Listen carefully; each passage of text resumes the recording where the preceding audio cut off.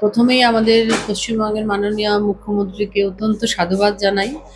এই পরিস্থিতিতে এবং যে আমাদের রাজ্যে যে পরিস্থিতি চলছে, যে সময় চলছে, তাতে অত্যন্ত একটি অগ্রগামী ভূমিকা উনি পালন করেছেন। তার কারণ হচ্ছে উনি সবসময় মেয়েদের পক্ষে আছেন, মেয়েদের নিরাপত্তার পক্ষে আছেন এবং মেয়েরা যাতে কাজের পরিবেশটা ঠিকঠাক থাকে, পড়াশোনার পরিবেশটা ঠিকঠাক থাকে, মেয়েরা যাতে এগিয়ে যেতে পারে বিভিন্ন জায়গাতে, তার জন্য সবসময় চিন্তা করেন এবং সেই পদক্ষেপ গ্রহণ করেন। সেই অনুযায়ী বিভিন্ন জায়গায় নিরাপত্তার একটা বেষ্টনী তৈরি করতে সাহায্য করেন সর্বতোভাবে, প্রশাসনের দিক থেকে, পুলিশের দিক থেকে, সব দিক থেকে।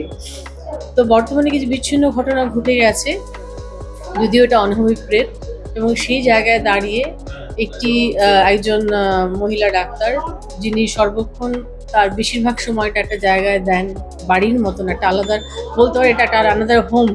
তো সেই জায়গায় উনি নির্যাতিতা হয়েছেন, ধর্ষিতা হয়েছেন।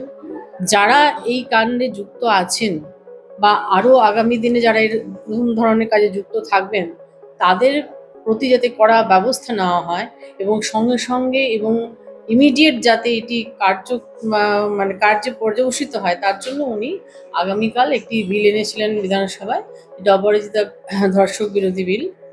তো সেটা কিন্তু সকল অন্যান্য যে সমস্ত বিরোধী দল আছে সবাই কিন্তু সর্বসম্মতিতে মেনে নিয়েছেন এবং এই বিল অনুযায়ী যাতে আমাদের যারা এখানে এই রকম অন্যায় করবেন, অত্যাচারিত হবেন যাদের দ্বারা আমাদের মহিলারা, তারা যাতে ইমিডিয়েট শাস্তি পান, সেটা যেন ব্যবস্থা হয় এবং সেটা যেন ঠিকঠাকভাবে ইমপ্লিমেন্ট হয়, সেটা আমাদের দেখতে হবে। এবং তার জন্য ওনাকে অত্যন্ত সাধুবাদ জানাই এবং উনি এই একটা সুন্দর একটা পদক্ষেপ নিয়েছেন বলে সেই জন্যই আমরা আজকে মেদিনীপুর পৌরসভা তরফ থেকে আমাদের সকল কর্মী, সকল মহিলারা সকলে মিলে আমরা রাস্তায় নেমেছিলাম ওনাকে সাধুবাদ জানাতে এবং যাতে এই জিনিসটা ঠিকঠাকভাবে আমাদের ইমপ্লিমেন্ট হয়।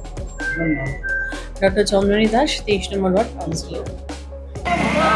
বোনেদের সম্মান, আমাদের সম্মান, বোনেদের সম্মান অবিলম্বে দোষীকে ফাঁসি দিতে হবে, দিতে হবে, দিতে হবে।